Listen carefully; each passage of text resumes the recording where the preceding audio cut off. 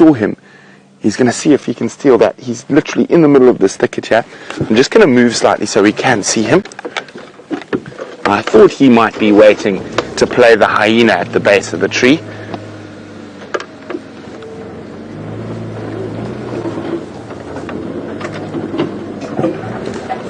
You got him? Now, the only problem is playing the hyena. That leg is directly below Mvula's gaze. Now, I think he should wait for the more profitable hindquarters. Oh, he's coming in. Has Mvula seen him yet?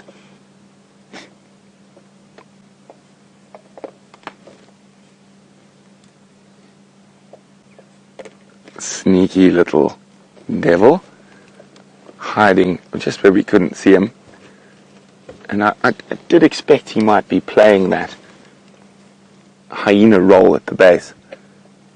Lucky for him there's no hyenas, because they would have been in there much faster. Here he goes, he's sneaking up to the leg that dropped. Mvula hasn't spotted him yet. Now he spotted him.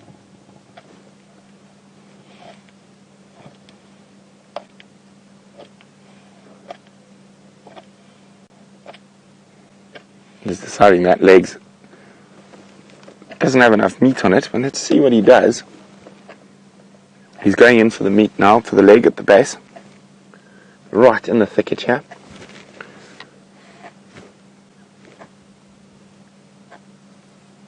There's not much meat on it, but some meat's better than none. I think we can add a new nickname to young Sindile's many nicknames. The Wanderer, the Survivor, the Hyena. Now, of course, male leopards are not adverse to scavenging at all. And let's just see if we can get a view of both of them from here. I just don't want to go too far into the river.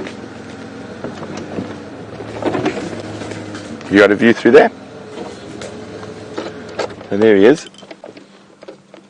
Unfortunately, that's the best we can do. I can't really go. Can I go? I can go maybe half a meter a bit further. Is that a bit better? Ah, there we go.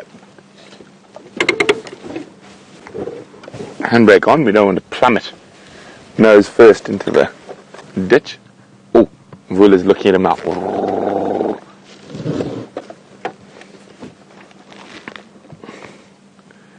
But he's going to keep feeding rather than run down to fight over a scrap.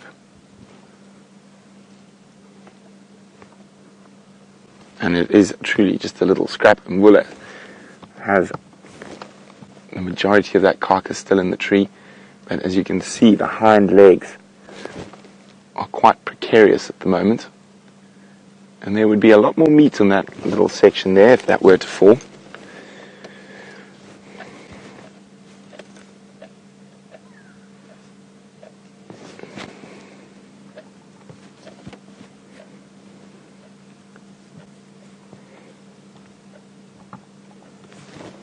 Little Sindile trying to get as much meat off that very skinny leg bone of an impala as possible.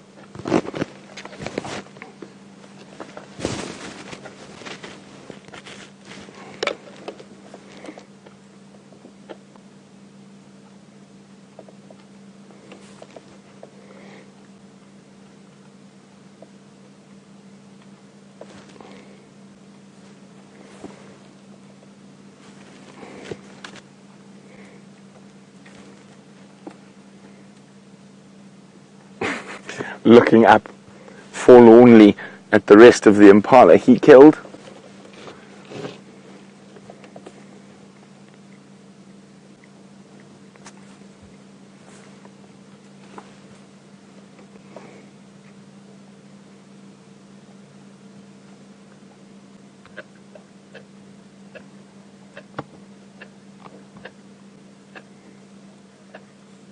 So while status quo has been achieved for the next little while, Jamie's got one of the more impressive sights you see in the Sabi Sands during the winter months.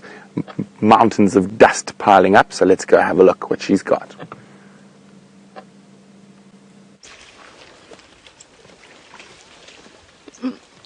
not so much mountains of dust as sort of rolling hills, since this is a relatively small herd of buffalo, but it is absolutely wonderful to have the position that we're in at the moment to watch them push forward and get to the water's edge.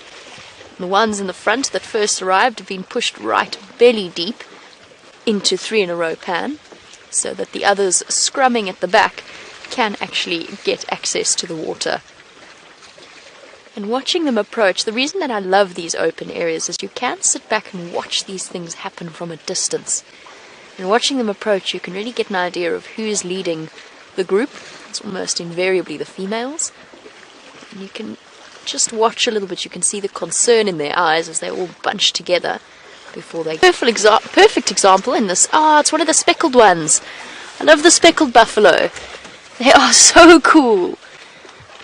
You don't often get to see them. It's not actually the official name, by the way. It's just the name that I call them. I feel like they look a little bit like Easter eggs, or like they've been flicked with white paint. And it's caused by skin conditions, but it ends up looking like they're covered in white dots. I always find them the most fascinating individuals to look at. See how different her fur looks to the rest of the herd.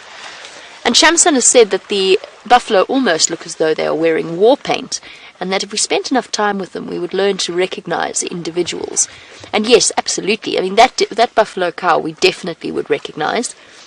There's a few of them around, but if you combine the shape of the balding patches of the different buffalo, along with the nicks and tears in their ear, as well as the shape and the size of their horns, then you can absolutely identify individuals. And funnily enough, in my old job, we used to have to look at the buffalo herd and sort of identify each and every individual female buffalo that was there. It's entirely possible. Now, I never thought before I started working at Wild Earth and looking through the eyes of the camera that I would become as well acquainted with the buffalo bulls that we see as I have become. And we have started, I mean, we've regularly now turn around whenever we see a buffalo bull and say, oh, we know him.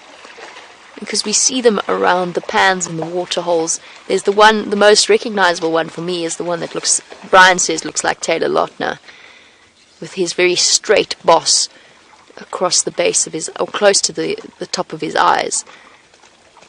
The boss, by the way, is that solid base at the bottom of the horns. That is pure bone, or solid bone, along with a keratin sheath, and is several inches thick. Essentially the buffalo's main weaponry, and exceptionally powerful. If you imagine an animal that is close to a ton, a bit less than, it's a bit, not quite so much, but coming up to about 1,600 pounds, moving at a speed of 15 meters per second, 45 feet per second, and colliding with each other, and you get an idea of just how fierce a buffalo fight could be. Shame these poor cows on the edge have still not managed to get in to have a drink. The wall is so steep there, girl. You need to pick a different spot. You're going to fall down. Go around. Go back around.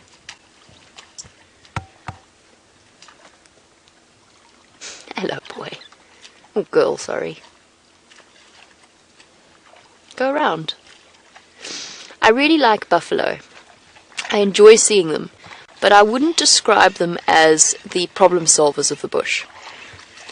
Let's put it that way. And at the moment, those females need to work out that they need to go back around to go and have a drink. Now she just looks a bit sorry for herself. Staring off at the water. Go on, girl. Go back. Here we go. I'm getting there slowly but surely.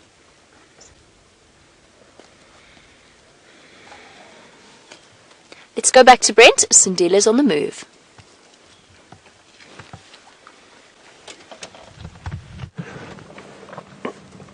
Well, he was on the move. He came to just below the tree. I thought he might try climb again, but he decided better of it, and he's gone back down in front, so we're going to sneak forward again. There he is. What have you got there? He's licking little bits of blood, shame. And he's eating a bit of stomach lining. He's finished what was left of that little leg, and he's basically still just He's actually licking the sand that's got blood on it. There looks to be a bit of skin down there as well. So maybe there's some congealed blood from where the carcass was.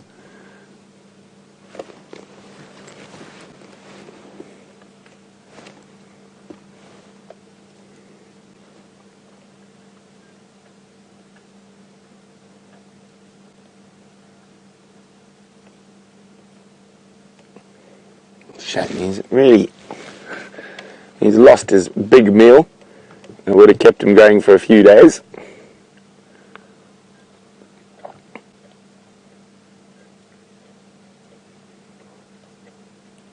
Well, he's looking a little stiff after that altercation.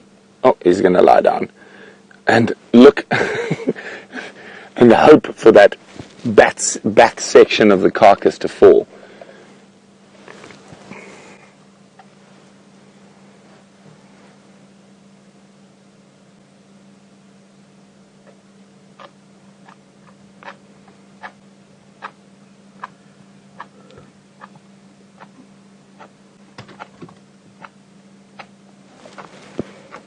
You can still hear Mr. Mvula crunching away above us.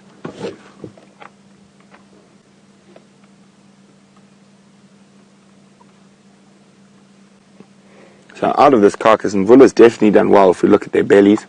Mvula's definitely the more full of the two. But he's watching. There's two possible things that might fall. The back legs might be held by the skin. But the way he's eating at the moment, there's always a possibility the rib cage might collapse down. Not much meat on it, but still more than the little pieces of discarded food that Sindile is eating in the drainage system. Now, with all the noise they're making, I'm surprised that we haven't got any spotted hyenas here yet.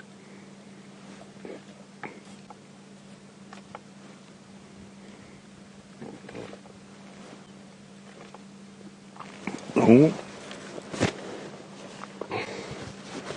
And that's good for young Sindile. He can scavenge underneath, get as much protein from this kill as possible.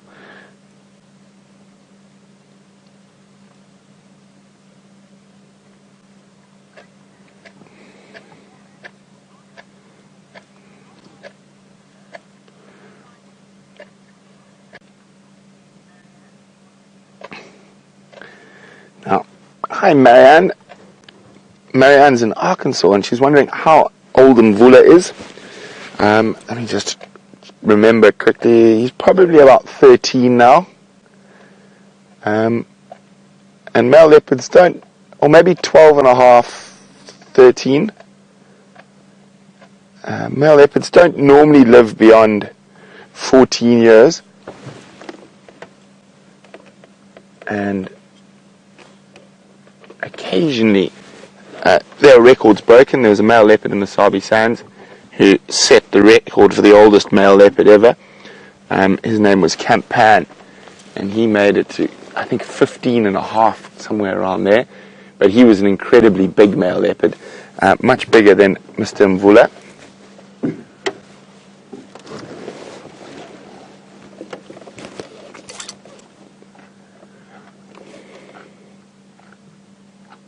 It's amazing. Look at that, how agile leopards are.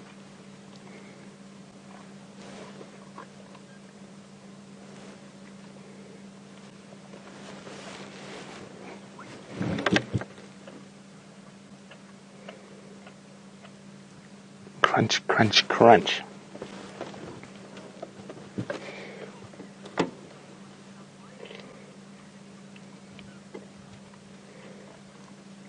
Now, Anthony Law is wondering, has a leopard carcass ever fallen onto someone under a tree?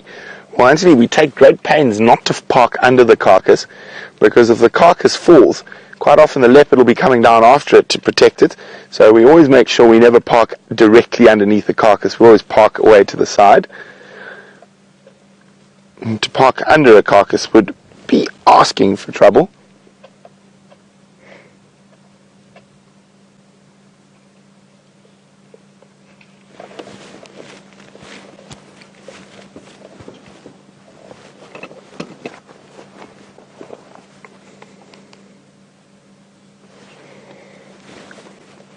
I wonder which piece is going to fall next, and I wonder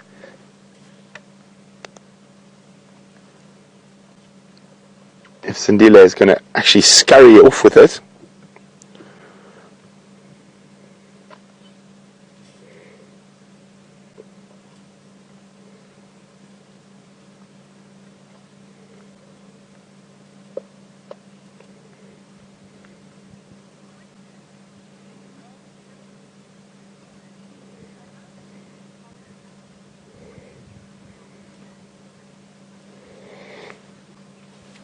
Alsip in Illinois is wondering whether these two leopards would even team up, even though she knows that they are solitary animals. No, they wouldn't. I mean, this is about the closest they'd get to teaming up, and you can see there's very much a dominant from the bigger male in this situation.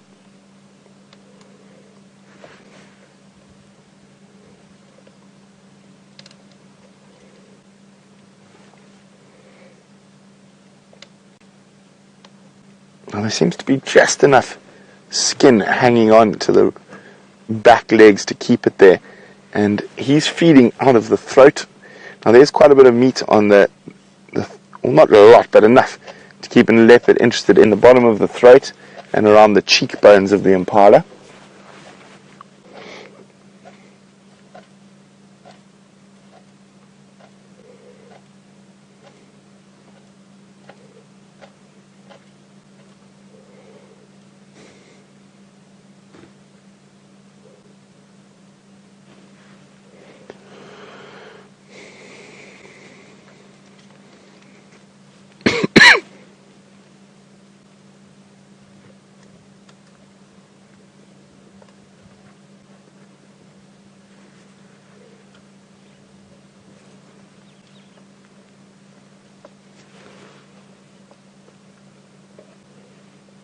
Now where's Mr. Sindile? He's just moved off. Can you see him? No, it's behind the tree. Okay, well, let's move back. Let's see what he's up to. Now, there's always a possibility, being the precocious youngster that he is, that he might... No, he's having a snooze. Let's show you where he is quickly, and then we'll move back from Mvula. You got him? There we go. He's just having a snooze, waiting for the next morsel to drop. Now, morsel is probably a strong word. The next scrap to drop from the tree.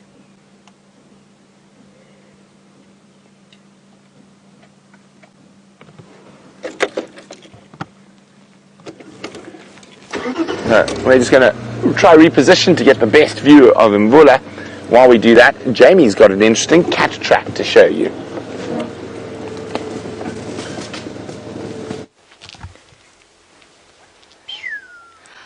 So, I don't want to take you away from our leopards for too long. I just want to give you a nice demonstration of a track that we don't often see.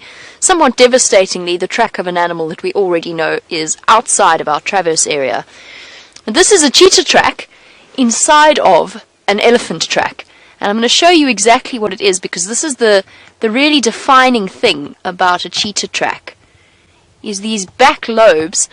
The three back lobes, we always talk about the big cats having three back lobes at the back of their foot, are sharp, almost triangular in the way that they are shaped. Other than that, this looks like it could be a hyena track. Apart from its slight turnout that a hyena has, cheetah walks straight. That is the back of the cheetah's foot. Its toes are here. Oh, it's quite tricky sand to draw in. I think I've just made this very indistinct. There's its toes and its claws sticking out, because of course the cheetah has non-retractable claws. So you'll see the claw in the track whenever you encounter it. The other interesting thing, and I'm trying to find a good example, but unfortunately the buffalo have come tromping through here and obscured them. The other interesting thing is, apart from most of our animals, the front foot is bigger than the back foot. That's how it works. They carry most of the weight on the front of their body, which is why the back track is much more sort of elongated, a lot thinner. In cheetah, that's the opposite. The back track is actually bigger in order to provide traction for them to run. but I can't really find a nice clear example. This is sort of the example. This is its front track here. There we go, I've drawn a circle around it. The back track, much more elongated and much larger in size. Oh, I don't want to put my shadow in that. So there you go, just an interesting size comparison. I'm going to go keep my hopes up and go and see if we can't see them from the boundary, but I don't want to take you away from the leopards for too long, so let's send you back there.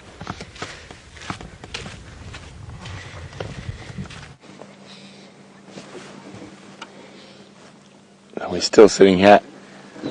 Young Sindile is still sleeping in the river system, and Mvula is making short work of what's left of this impala. Probably one of the best meals he's had in quite some time.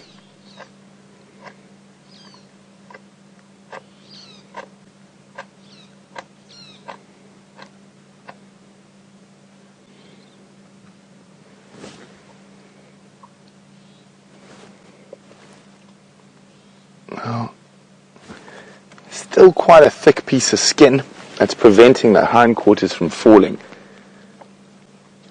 But you never know, Mvula might accidentally start snipping the wrong bit.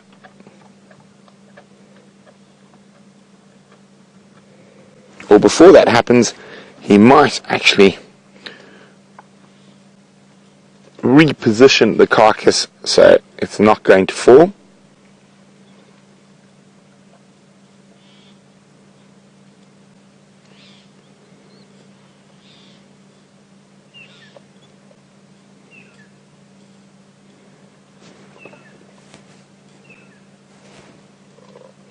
And you can see he's balanced quite precarious there.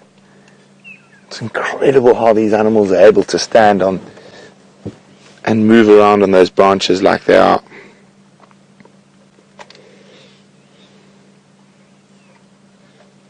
Oh, from a feline predator to a canine predator with Jamie. A highly mobile canine predator, and one we don't see all that often, a black-backed jackal. For all of our viewers that have become, a male black-backed jackal, by the looks of things. Often very difficult to tell, but he gave us a perfect and very clear demonstration that it is in fact a boy. So a mammal that we don't often get to see, so an absolute pleasure to see here. He's looking at us intently, it suggests to me that he's not terribly relaxed around vehicles. So we'll settle for our position for now. Let's just see where he's planning on going.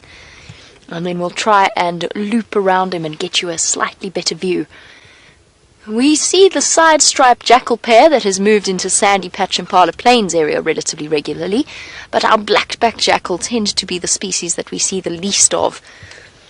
Let's try get to the other side of him. I'm going to try and monitor exactly where he's going from a distance and let us catch up. Oh, he's moving quickly. So our little jackal species, he's now galloping across the plains. I don't think that's because of us. I wonder what's got him. He might actually have picked up on the smell of the cheetah that walked along here. Hello, little jackal. He's stopped for now in the shade. So our little jackal pairs have their territories that they maintain. They're also entirely monogamous. They mate for life, and unless one of them dies in some way, they will stay together the entire time, forming little families that they keep together, with the pups helping to rear the next litter as they grow older. I think he's going to stay. I think we can do this. I think he's going to stay so we can get some nice light on him. Just watching him carefully. No, it's just a pile of dung. No, little boy. I love jackal, and I always wish that we could hear them. Okay, now he's going to move if I go any closer. I always wish that we heard them more often. There seems to be a very small population. Oh, there he goes again. A very small population of jackal in the Sabi Sand. We don't hear them vocalize all that frequently, but they've got the most beautiful, haunting cry. Oh, another one. Marking his territory. I wonder where his lady friend is. And as you can see, just by the shape of him... Oh, there it is. Where did you come from? There's his girlfriend, or his wife, I suppose. Slightly more slender, not quite as stocky and muscular as the male. Watching her mate vanish off before trotting after him. Oh, wonderful. 2 black-backed jackal.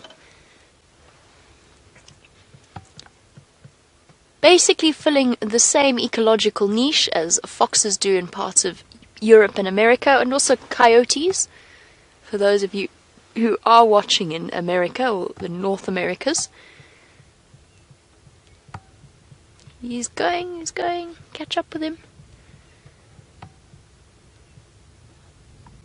So this is our, oh, where'd she go? Oh, there she comes. This is our black-backed jackal pair. They don't really have a time of day that they're more active. In theory, they're nocturnal, but we see them pretty much any time of day.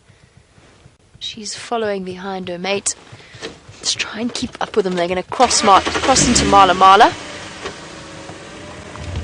They're going to just go behind some trees, so I'm going to try and reposition us. Whee! Some delicate reversing.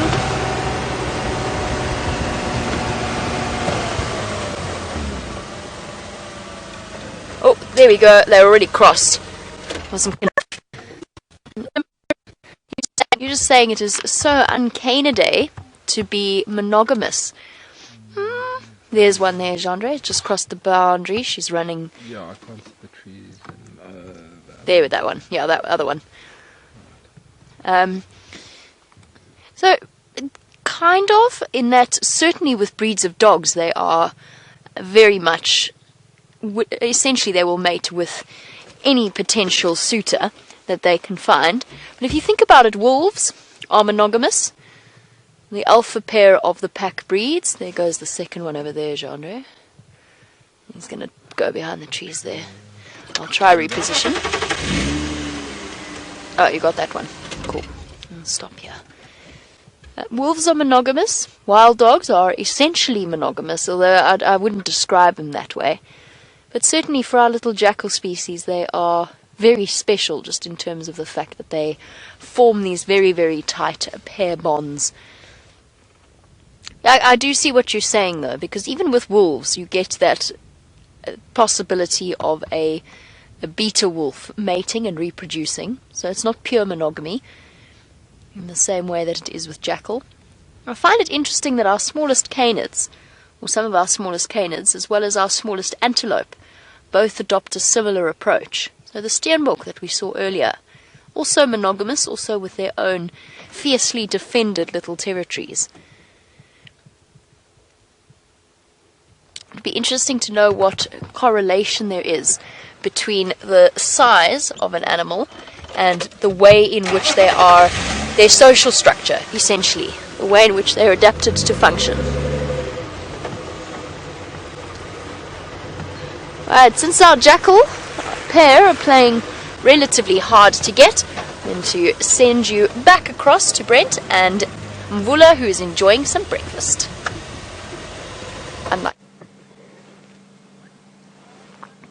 So he's repositioned himself in quite an awkward spot for us to get a visual of, but he's still there. Sindile is still down in the drainage line, and unfortunately not the best view at the moment.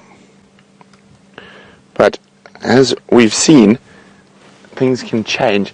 Now from this angle I can see there's still quite a thick piece of skin that's actually holding that rump and hindquarters. But the one thing we can see, which we couldn't see earlier, is if we come down onto the hindquarters, we can see there all the patches of fur that the leopards have plucked in their feeding process.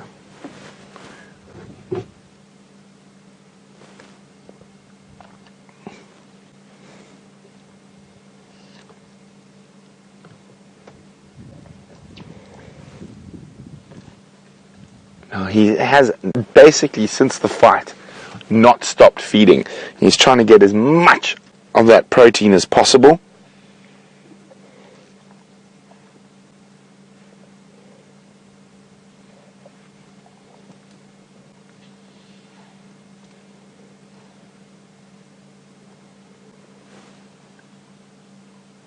And of course, young Sindile is severely hoping that he drops some more meat for him.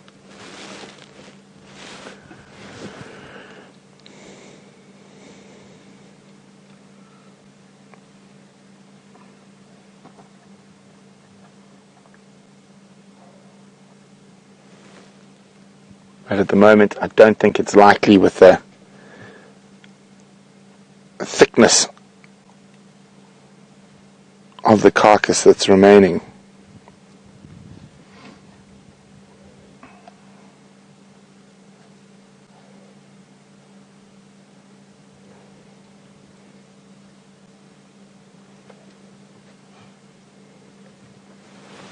Oh, he's just growled. I can't see if Sindile has moved. I think he just growled for the sake of growling.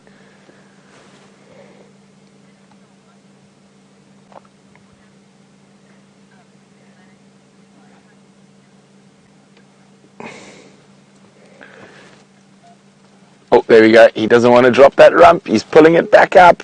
Unlucky young Sindile. It's now in a far better position. Not for us to see, but for Mvula to make sure it doesn't fall. Hi, Gilly, who's in Wisconsin. Gilly's asking, is there a smell when you're this close to leopards? Or does the cleanup they manage to do with their tongue suffice? Now, at this distance, there's no real smell. I can smell the meat, but I can't smell the leopards. But when you are very close to leopards, they do have the aroma of decay. Now, they do eat very rotten meat from time to time, and they're not the most cleanly animals, although they look very cleanly. They are quite smelly. But from this distance, no smell at all.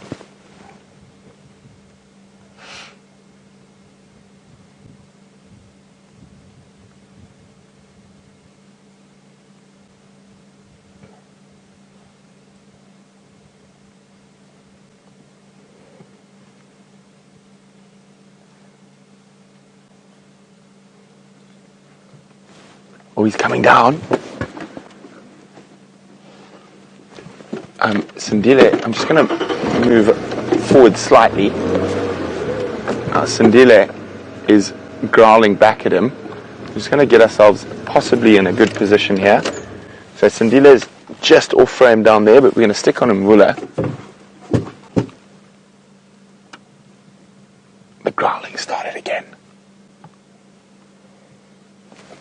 Is he going to chase that young male off? Now, he's eaten as much as he can, and at the moment he can't really eat any more. That's why he stopped feeding.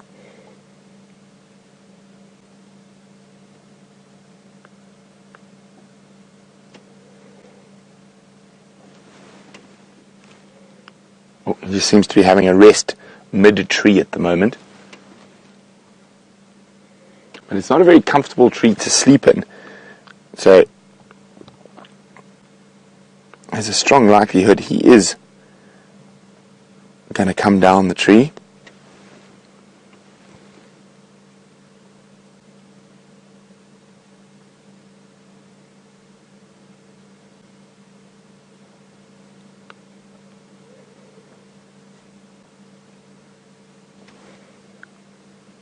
He's doing a bit of cleaning while he's there. And Sindile is just watching very carefully.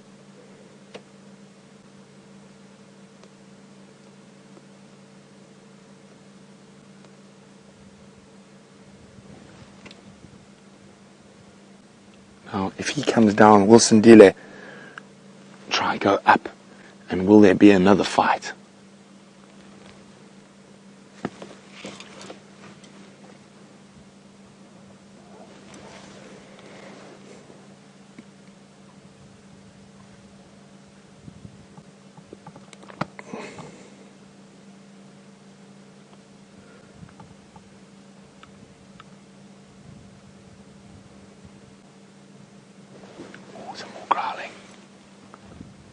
just watching carefully to see what happens.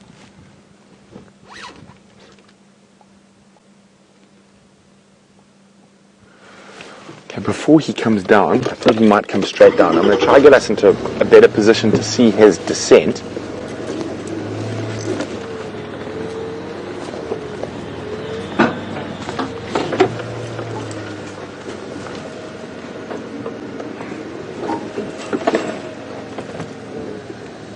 And just hang on. Whoop. Some technical driving there. His shoulder, look at that. You can see there where the dirt was earlier on his neck there. There's some wounds from fighting. Now, they could have been opened up in that little spat he had with Sindile. Okay, quickly onto the tree, Sindile looks like he's going to take this opportunity to go try feed. Here he comes. Growling. I think he's going to be precocious enough to take that chance. Mvula is just 4 feet to my right. He's not really looking at the moment at Sindile. He's growling, but he's lying down. Oh, look at the snarling. I think he's going to take the chance. Oopsie, there goes my radio. He's going to take the chance. He's going to go up the tree. One, he's preparing. He's still watching Mvula. He doesn't want to get caught up in the tree again. Now, oh no, he's decided. Discretion is the better part of valor. For now, I think the kill there is going to be too much for him to resist. He's gonna climb the tree. Mvula is just off over here on the other side of this gori bush, sleeping or resting with a very full belly. And let's just see what happens now. That one low growl. I really think the main reason he doesn't want to climb the trees, he doesn't want to be caught on those branches with a big male leopard coming at him. Okay, he's coming back. He's looking up at the carcass. He's going to do it. You are such a precocious little one.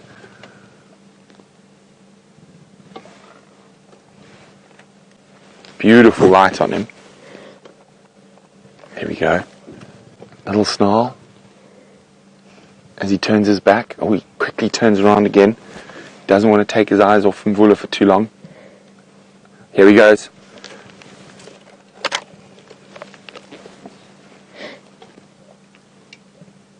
Now Mvula has eaten most of the carcass. He's probably wondering, it's probably not worth the risk. Now last time, the only time Mvula attacked is once he started feeding. Now I'm watching Mvula carefully. From his body language, I don't think he's gonna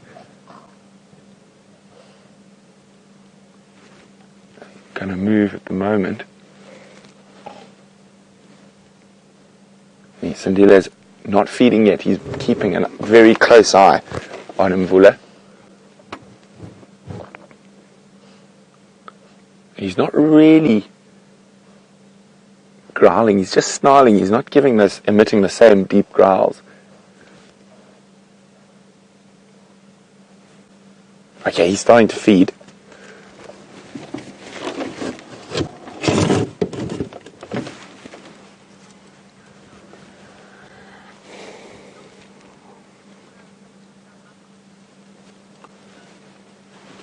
Now, let's try reposition, and let's just give you a quick look at Mvula. It doesn't look like he's going to charge up there right away. He's just still growling.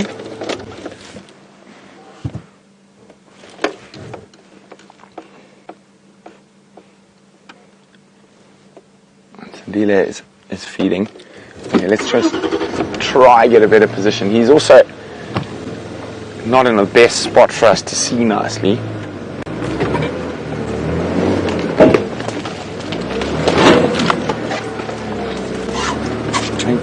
a bit further back is going to be the best. How's that?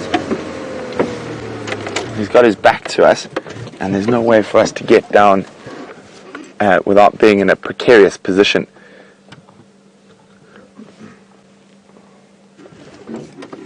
Very interesting to see what Mvula does.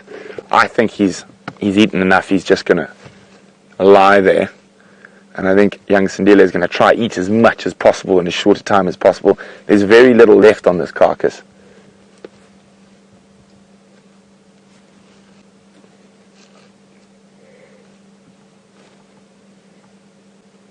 But I'll keep an eye on both leopards.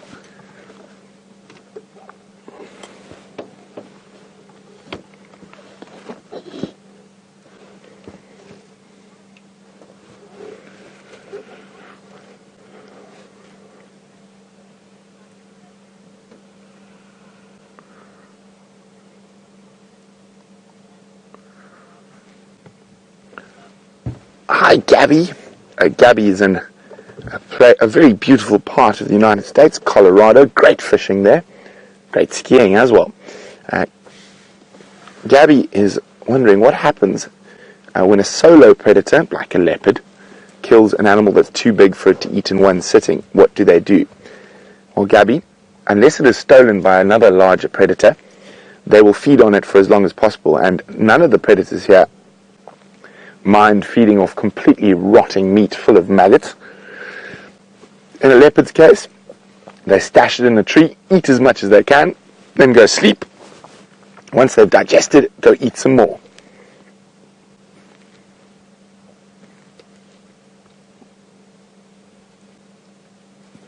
And now Mvula is so full he can't eat anymore. That's why he's left that carcass. And there's very little meat left, and that's probably why the young male Sindile has had a chance to get up there and feed. And it's so fascinating having two male leopards at very different points in their lives. Sindile, still too young to challenge for territory, and he's probably got 2 or 3, maybe even 4 years before he's big enough to really challenge for his own territory. And then you've got Mvula, who's lost his territory and is moving towards the end of his life. So absolutely fascinating behavior we're witnessing here. So just behind in this thicket there is Mvula. And, whoopsie, oh shit, hold on. Oh, sorry about that. My clutch has disappeared. My clutch disappeared. I'm going to have to try to do something. Sorry about my bad language there, but we literally nearly disappeared into a very big hole. The leopards took no notice of us. Okay, I think I've got it under control now. Wow. I don't know. Okay, I'm going to have to do something that's a bit tricky, but we should be able to do it. So I'm only going to... So basically in low range you can get away with a bit of stuff. There we go. Without using the clutch. It's not ideal, but we can do it. There's just a little bit of a slip there. Okay. Oh, all's well. There's a bit of excitement. We've had leopard excitement, we've had car excitement.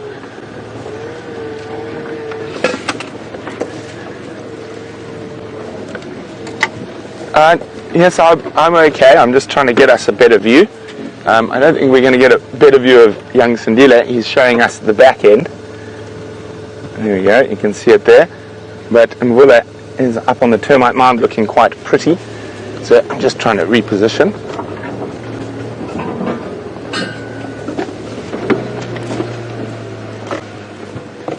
Here we go. How's that? Handbrake up. Here we are. All's well that ends well.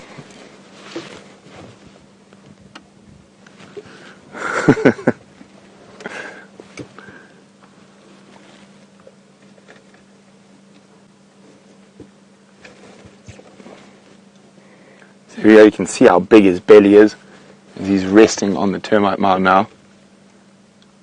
He still keeps watching the young male feed, but it's probably not worth the risk of injury for the amount of meat that's left, and that's why he's letting that male feed.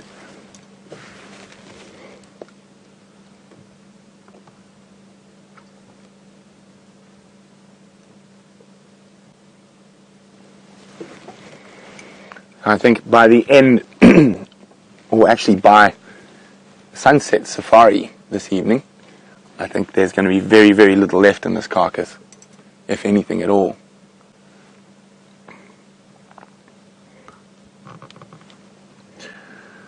There we go, there's the young male.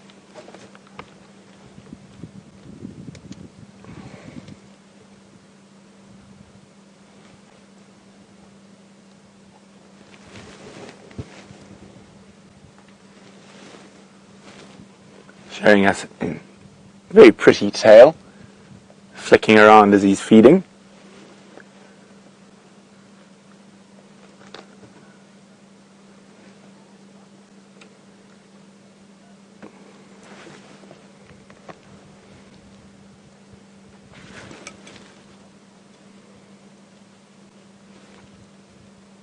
Okay, heart rate's down a little bit, so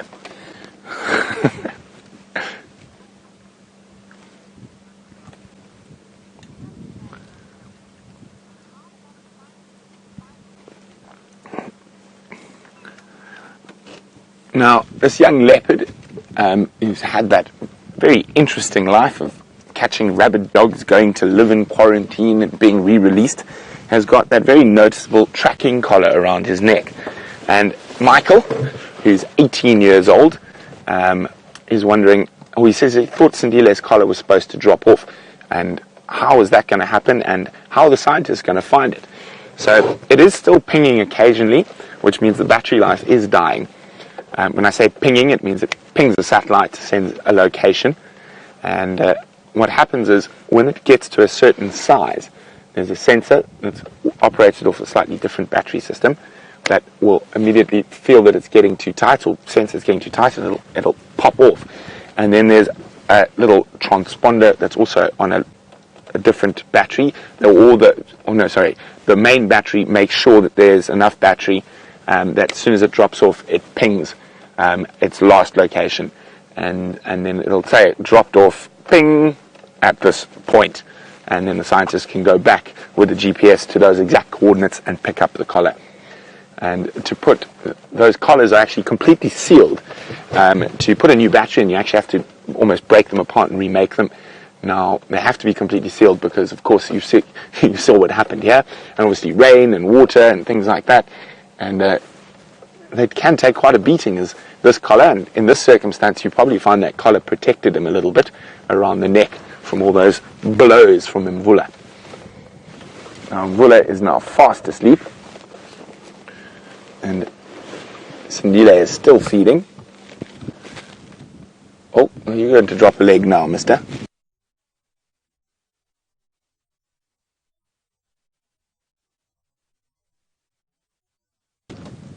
Mvula's pretty much eaten all the meat around the neck. There's a bit on the rump, and that's what he's feeding off at the moment.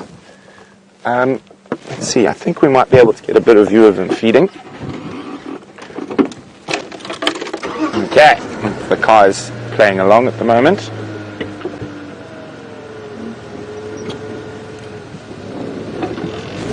There we go.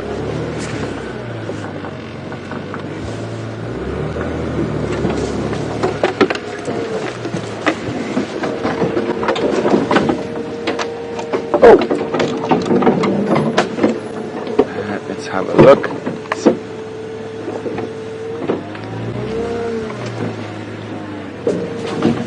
Oh, it's not ideal.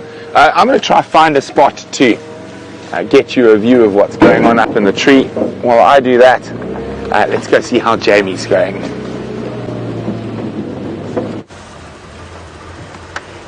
Jamie is on her way back towards Djuma to find out what's been happening while I've been gone, since our cheetah managed to escape us this morning. I have to tell you that my first response when I heard of Brent's misfortunes was to have a good chuckle. But thinking about it now, there were several times yesterday where I was genuinely a bit nervous that Dave and myself were about to go careering into the drainage line itself.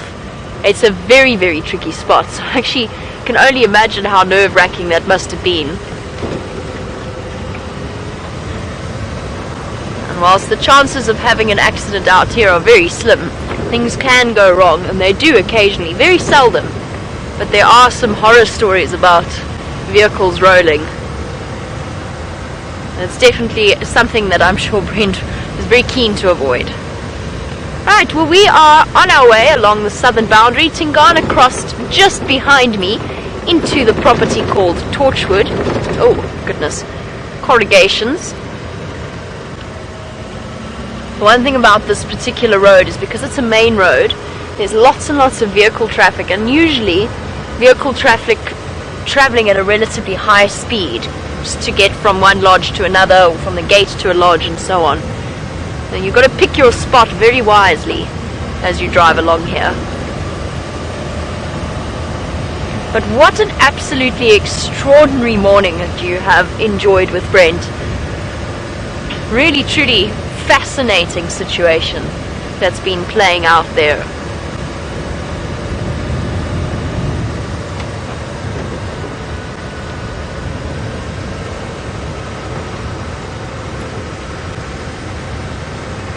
Anything here? No. Seems as though all of the animals in this particular part, in the eastern part of the Sabi Sands, have decided that they actually would much rather stay in bed or find a patch of sun where they can warm themselves up, because it's been incredibly quiet this side, apart from our herd of buffalo, zebra and one wildebeest, and the steenbok. It has been unbelievably quiet here.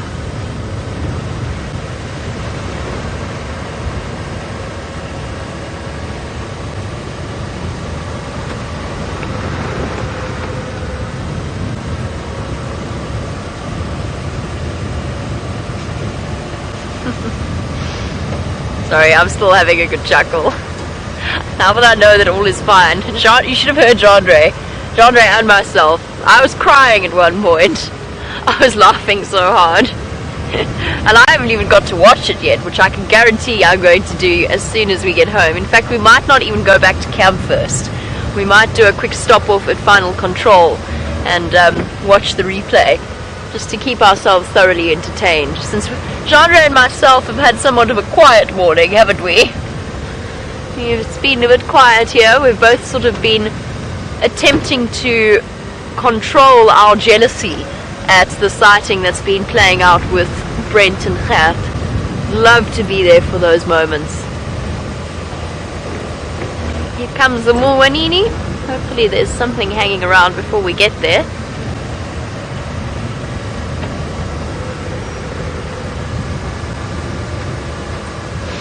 Ah, Battalier.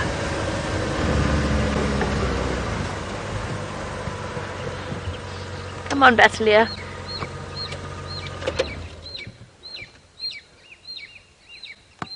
Something's making a terrible racket. Oh, awesome. Well done, Jandre. A male Battalier. You can see the small tail. Very, very short tail. Used to be known as a short-tailed eagle. He's giving us a beautiful demonstration of his colours.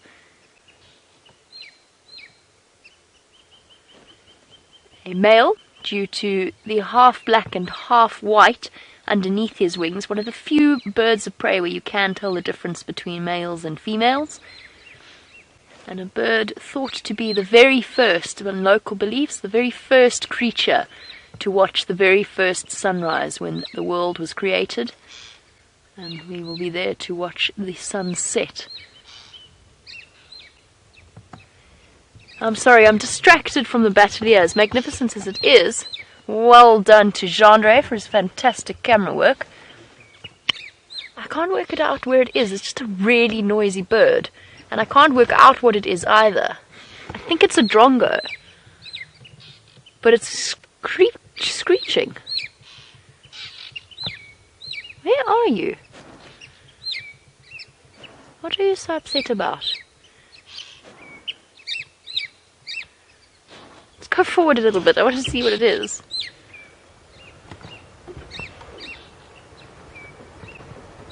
I can hear a roller. Oh, is that it up there? Is that... there's a fork-tailed drongo there. Yeah, I think, yeah, we can, of course. We can't roll, unfortunately. We're stuck just in the wrong spot. Here we go. It is that drongo. Making such a racket. I wonder what it's imitating. Or attempting to imitate. They are the bird mimics of the bird world out here. Along with the scrub robins. I mean, that's his normal call. That harsh sound is his normal call. But that chirrup, chirrup, chirrup, maybe imitating a scrub robin.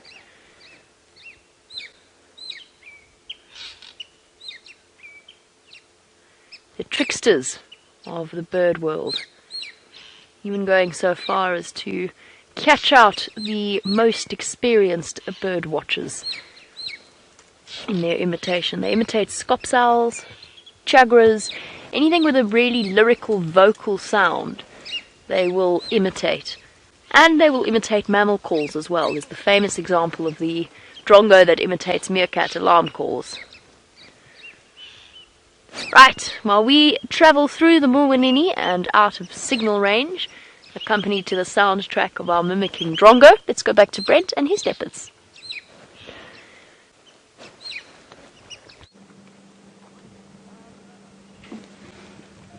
Oh, we're still sitting here. It seems like there's a vehicle coming in. I'm not sure who it is. And Mvula is still sleeping to the right of us. Young Sindile is still in the tree. Station approaching the Ingwe. Coming. If the young one who is in the shasha and the old one is lying on the shadulu next to me. Best view is from my side. I can make space for you if you want.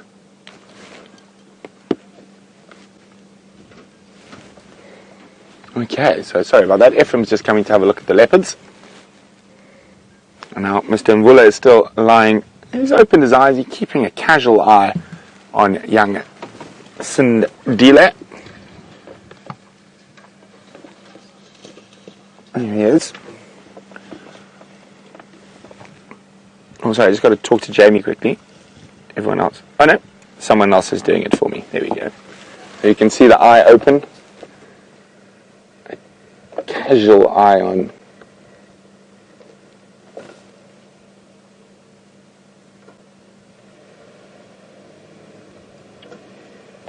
Right. So I'm just going to try move forward a tiny bit to have a look at his eyes.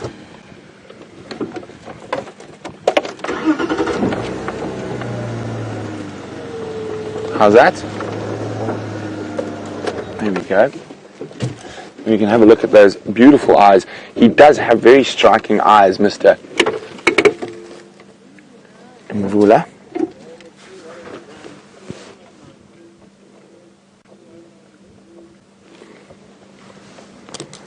Still keeping an eye out on the youngster in the tree, but with that full belly, probably not worth his while going to have a fight with him again.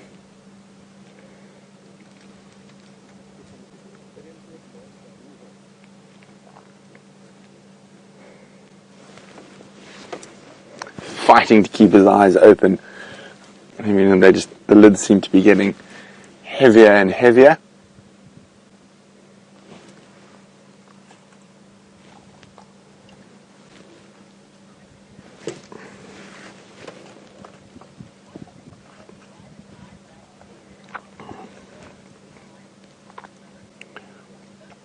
Hi, Lois in Buffalo. Lois is wondering about Mvula's right eye.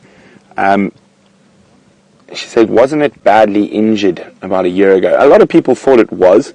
As I said at the time, I think he just basically he had a burst blood vessel in his eye. It wasn't nearly as serious as it looked. And those type of injuries are common in leopards and lions, and they do have the amazing abilities to recuperate quickly.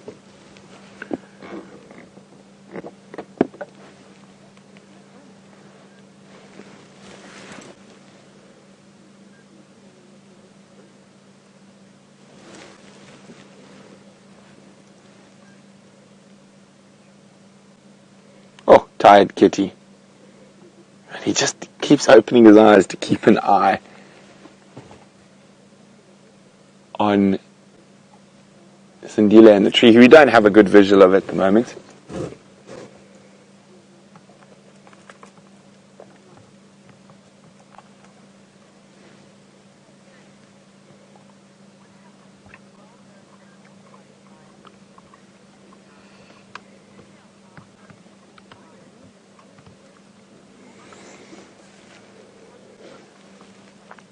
There's young Sindile.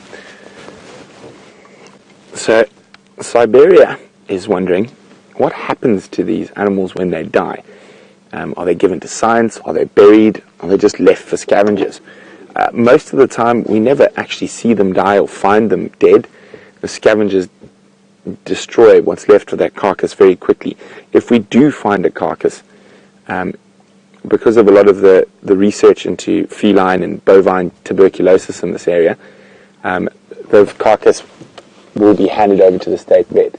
That happens very, very seldom though, because the scavengers generally get there far before anybody else.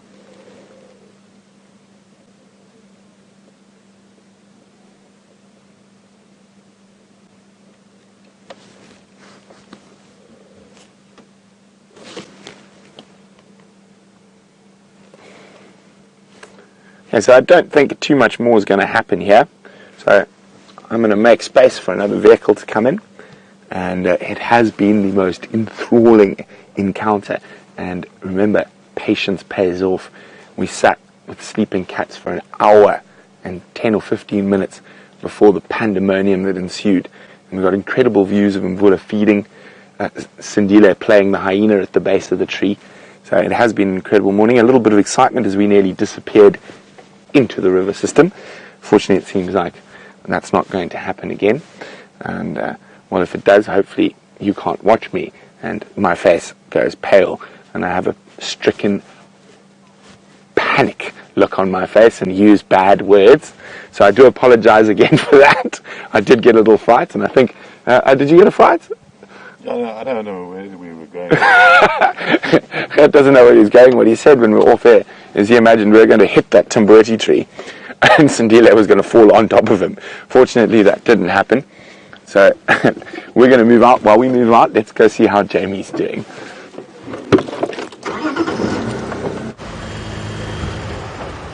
While Brent attempts to wrestle his vehicle back under his control, I thought we'd do for the last few moments just a quick check.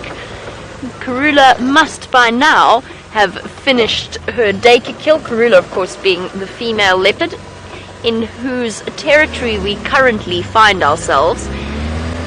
She is busy eating a daycare south of our traverse area. I think that she will have finished, in fact I know she will have finished that by now. That was 3 days ago. I just want to go and check her popular spots to see whether or not she has decided to return to our area. Oh, Christy's also playing games with me this morning. Definitely feeling less comfortable than it normally does. Or she normally does. Oh, hello. Let's go and say hello to what looks like Taxon quickly.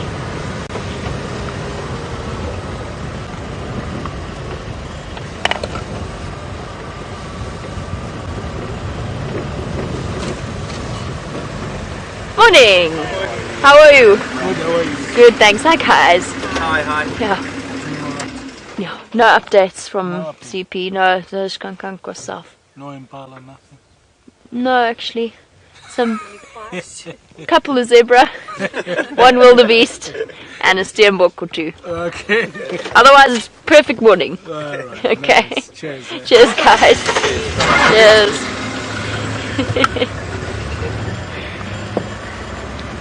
Standing by.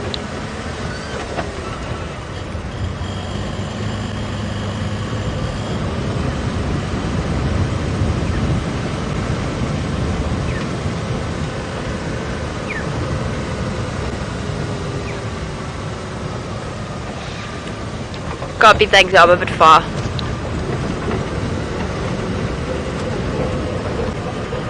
Brent just giving me an update on what's happening while I've been on Cheetah Plains. It seems as though we have a very good prospect for that mating lion pair for the sunset safari this afternoon, and then of course we will also be most definitely returning back to Sindile and Mvula to find out what's been happening while we've been away. Exciting times for all of us in terms of we've just had the most incredible sightings recently. Let's just do a quick check of a Treehouse Dam. Find out what's happening here.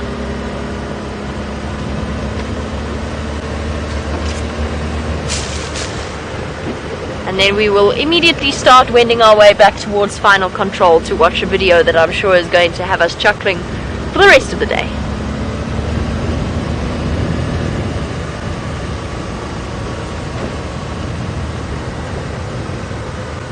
For the rest of the week, says Lou. Promises. Oh, I don't see any leopard tracks, but I do think I saw an elephant. But it's very far away. Let's try and get around to it before I even try and point it out to you. Or is it? No, it's zebra. Sorry, it's zebra on a... Do you see a warthog? Waterbuck. Oh, waterbuck. I definitely see zebra as well. Or else I really need my eyes tested. Let's go around to the other side of Treehouse Dam. Alright, well, there's all kinds of exciting things in the pipeline.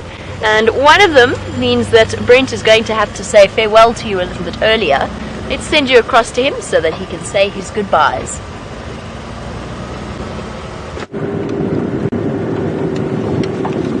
So it has been an absolutely fantastic sunrise safari, and what incredible interaction between those male leopards. That is definitely not something you get to see every day, and I'm so ecstatic that I got to share it with all of you, and it has been unbelievable. Now, as Jamie said, there's some exciting things in the pipeline, and we're not going to say more than that, so I'm going to head home a little early this sunrise safari, but never fear, we'll be back for the sunset safari, and hopefully cats will abound. Now, apart from the leopards we spent all drive with, while we were sitting there, we heard those lions roaring. Taxon did find them. So there's a possibility that we can have lion and leopard again on the sunset safari. So very exciting. So from Karat to myself, it's been an absolute pleasure, and we will see you soon. Road.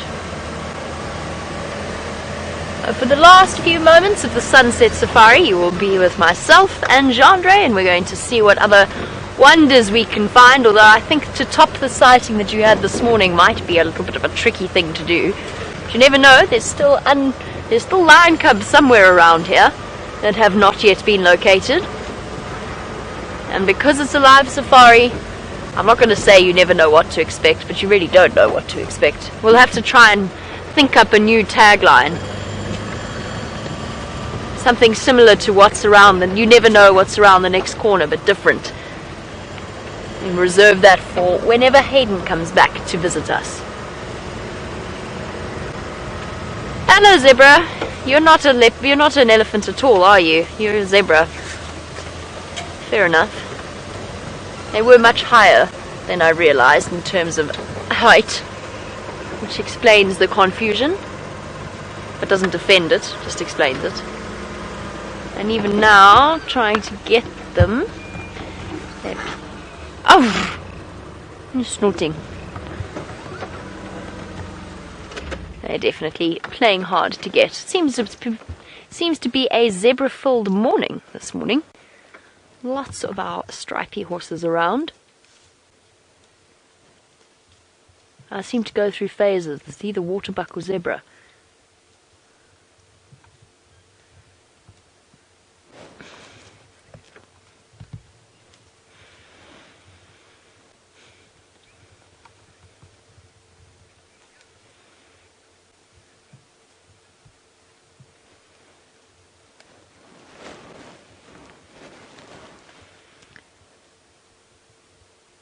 PK, in Iowa. I was silent there for a minute because I'm trying to think about the answer to your question. In terms of dentition, yes, zebra's dentition is very similar to horses, domestic horses. There probably are one or two differences just because they have evolved, as you suggested, to eat slightly different food. I wouldn't necessarily say that it's harder than your average domestic horse, but then also I'm not as familiar with the diet of your average domestic horse in different places around the world. I have absolutely, to be 100% honest with you, I have no idea what floating means or what it means for a domestic horse to get their teeth floated. So I'm afraid I can't actually help you there.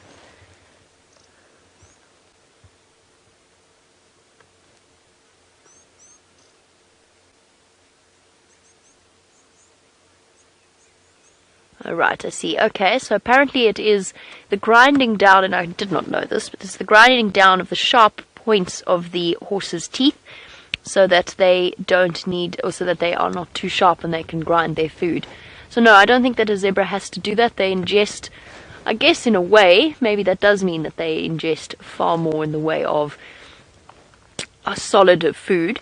They eat a lot of harsh grasses. But I think more than that, they actually have to eat a little bit more in order to sustain themselves, because their diet out here, unless it is in the middle of summer, they have to consume a considerable amount of food in order to meet their nutritional requirements.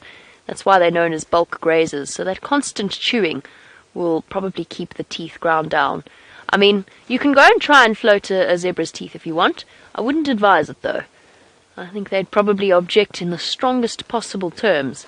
Having been bitten by a zebra once before, I can tell you in no uncertain terms that whilst their molars might be ground down, their incisors certainly aren't, and they hurt. They really, really hurt. There's nothing like a zebra clamping down on one's shoulder to remind you of just how powerful their jaws are. It is like being bitten by a horse, but worse. So I'm afraid to say my dentition knowledge of a zebra is relatively not well known, but it makes sense to me that they have evolved to not need human intervention. Obviously they've evolved to not need human intervention. Perhaps there's also a certain amount of dirt that they consume. Oh, the lions came this way. Hold on. No, hold on. Sorry, wait one moment. I say lion.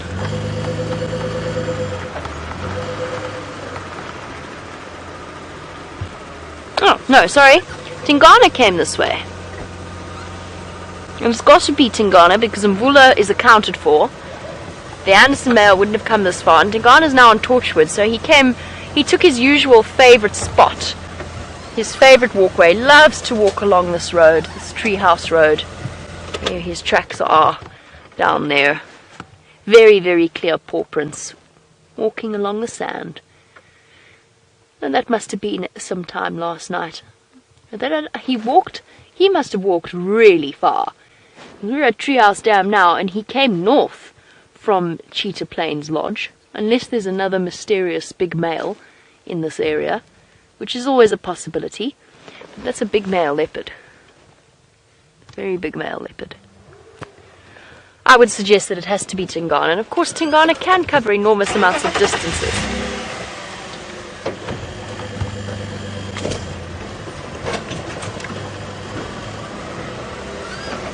We've got some more slogan suggestions. Gary said, Safari Live, where every drive is a new adventure. Absolutely 100% true. For us, as well as for you guys, each drive is completely unexpected and never, ever, ever goes entirely according to plan. So yes, the perfect description would be a new adventure. About something like Safari Live, the only thing missing is the smells. I'm still fixed on the scratch and sniff book. Curious One says, keep your eyes in the skies for leaping leopards. You certainly had some leaping leopards this morning on your sunrise safari. It sounds absolutely marvellous. Truly exciting sighting. I have to tell you, just to move on a little bit, We're going to have to keep checking for this for wherever the hyena with the cubs has gone. There are tracks absolutely everywhere on Djuma. I didn't have a chance to go and check the Galago shortcut den, but I still have a sneaking suspicion that she's around there.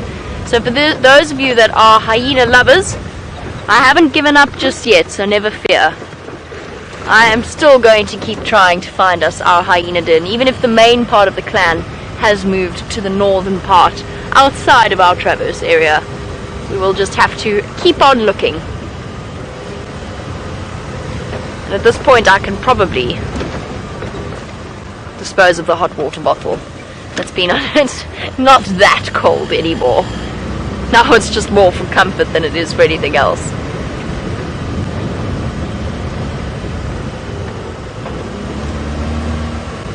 I still think the scratch and sniff book idea has merit. Although Jean-Ray suggested that perhaps the page with lion scat might overpower every other smell, which is a fair enough point. We'd have to think a way around that. But I'm sure there are some very clever people who could think a way around it, and maybe it'll be a reality in the next 100 or so years when Safari Live is still going. I can't even begin to imagine what that would be like in 100 years' time.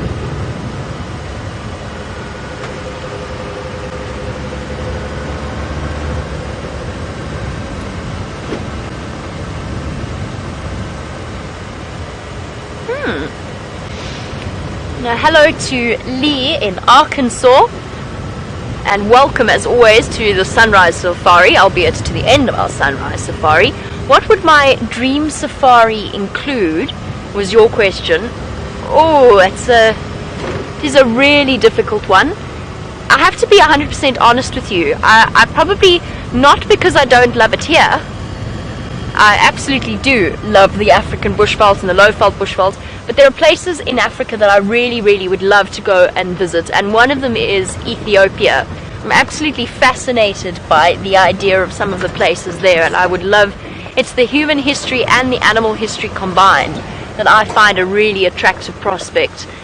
Maybe traveling as much as possible through different places. I mean, now I'm thinking sort of along the lines of a 6-month safari as opposed to your average 2 weeks. But I think that if I had to choose, that would be my dream safari experience. But it's a difficult question. Africa as a continent just has so many incredible things to offer. And I don't know how I would begin to choose if you let me loose with an unlimited budget and an unlimited amount of time. You'd probably never see me again, if I'm completely honest.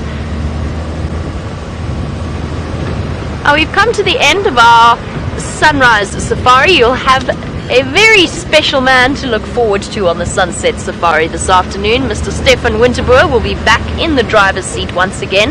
That of course depends on how much Wendy's been broken, because Steph might be on foot depending upon the damage to the vehicle.